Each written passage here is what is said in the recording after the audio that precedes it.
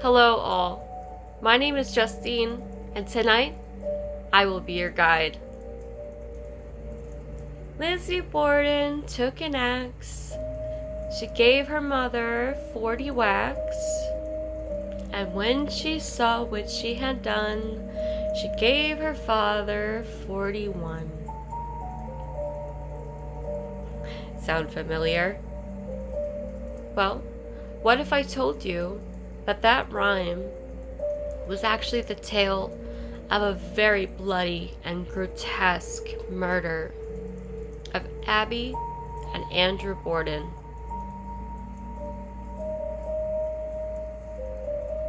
This woman, Lizzie, in August 4th, 1892,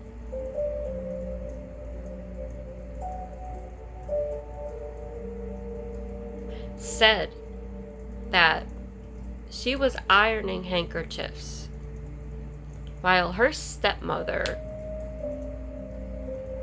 was lying upstairs in a pool of her own coagulated blood. Let me tell you more about that. So, the murder weapon was actually not an axe.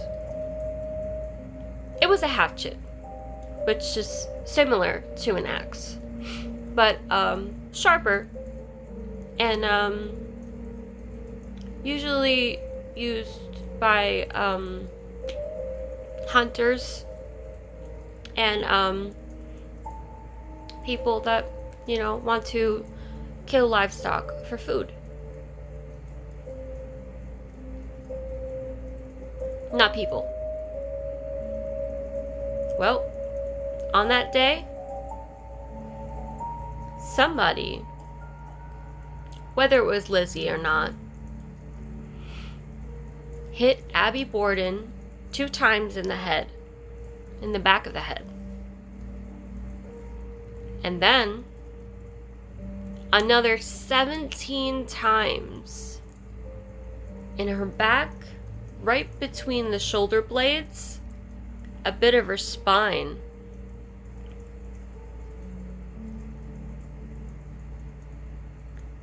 Just,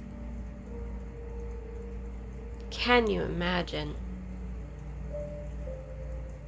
17 times struck and laying there for hours while the murderer was in the home. When Andrew Borden came home, about 20 minutes after, he went to his couch to take a little nap. Well, Lizzie Borden said that she was ironing handkerchiefs in the dining room. And from what I know through looking at pictures of their Massachusetts home, this house wasn't very big. It was actually quite small. So for Lizzie to not hear that her father was being brutally murdered in just the next room. Well, forensic detectives said that he was bludgeoned in the face so badly that he was unrecognizable. Actually, Lizzie, who found both Abby and Andrew dead, identified them. And she was actually the first to be questioned, as they usually do. But in 1892, forensics was not what it is now. a lot of great technology nowadays. But back then, they would just simply observe, and the men would walk through the crime scene and look around, take photos. Actually, in one of the crime scene photos, you could see the camera right in the mirror. It's actually pretty cool. It's like a little shadow of history. Very scary history, that is. In a room known as the John Morse room, where you can actually stay.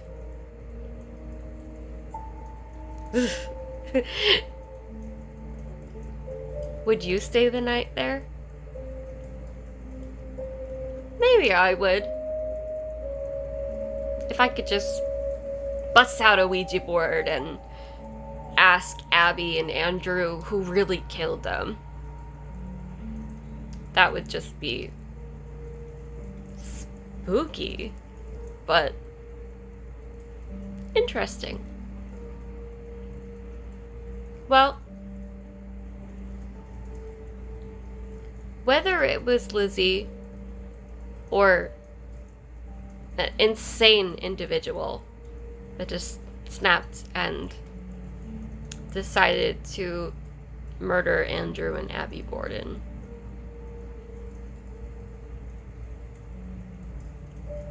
no one knows. But historians and true crime fans across the internet and around the world have visited this house to make their own decisions on this case that's now been closed for over 100 years.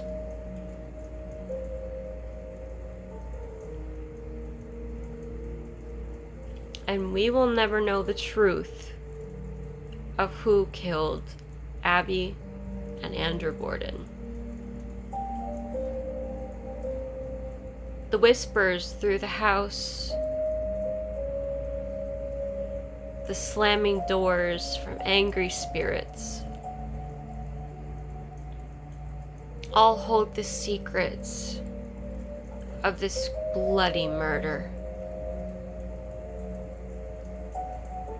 A real bloody, historical murder. Thank you for listening.